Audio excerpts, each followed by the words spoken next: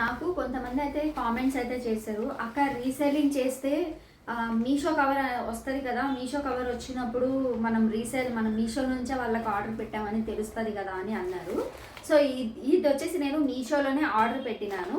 ఇవి flower vases డెకరేషన్వి మనం షోకేస్లో పెట్టుకోవడానికి. ఇవి నేను జస్ట్ నా అడ్రస్కే నేను రీసేలింగ్ లాగా అయితే పెట్టుకున్నాను.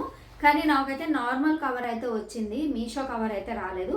అవి కొంతమంది యూజ్ చేస్తారండి. మేబీ నేను కూడా మీషోలో అయితే సెల్లర్గా చేశాను కదా. సో అందులో ఏంటంటే మనం మీషో కవర్ యూజ్ చేయొచ్చు, నార్మల్ కవర్ కూడా యూజ్ చేయొచ్చు. ఎందుకంటే ఒకవేళ నా దగ్గర మీషో కవర్స్ అవైలబుల్లో లేనప్పుడు ఈ కవర్స్ అనేవి యూజ్ చేస్తారు. ఒకవేళ ఈ కవర్స్ ఉన్నప్పుడు లేనప్పుడు మీషో కవర్స్ అనేవి యూజ్ చేస్తారు. అట్లా చేస్తున్నారు మీషోలో. మీకు ఎగ్జాక్ట్గా మీషో కవర్ వస్తుందని ఏమి రూల్ ఏం లేదు. మీకు నార్మల్ పాలీ బ్యాగ్ కూడా రావచ్చు. ఇప్పుడు నాకు చూడండి ఇదే వచ్చింది. రీసెంట్గా కూడా నేను ఒకటి ఆర్డర్ పెట్టాను. సో అది కూడా నాకైతే నార్మల్ కవరే వచ్చింది. నాకు అలా వస్తూ ఉంటాయి.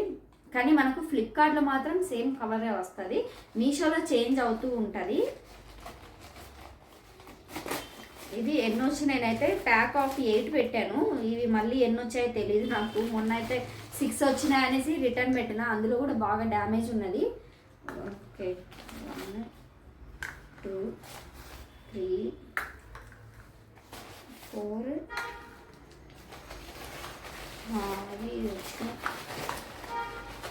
8 అయితే ఉన్నాయి. 5 6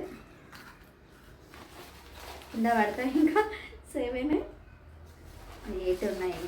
పర్లేదు అన్నీ కరెక్ట్గానే 8 అయితే ఉన్నాయి. మొన్న అయితే నేను షాప్స్లో పెట్టినవి అయితే ప్యాక్ ఆఫ్ 8 ఉంటే ప్యాక్ ఆఫ్ 6 పంపించారు నాకు. అందులో కూడా ఏంటంటే ఇందులో మనకి వైట్ సిమెంట్ ఉంటుంది కదా, ఆ సిమెంట్ మొత్తం అయితే బాక్స్ అంతా అంటుకుంది. అసలు ఏం బాగాలేదు, నాకు నచ్చలేదు కూడా. అందుకు నేను అవి రిటర్న్ పెట్టాను. మళ్ళీ అయితే ఇవి వేరేవి అయితే ఆర్డర్ చేశాను. ఎలా ఉన్నాయి బాగున్నాయి కామెంట్ అయితే చేసేయండి. నేను లింక్ అయితే ట్యాగ్ చేస్తాను. మీకు కూడా కావాలంటే తీసుకోవచ్చు. బాయ్.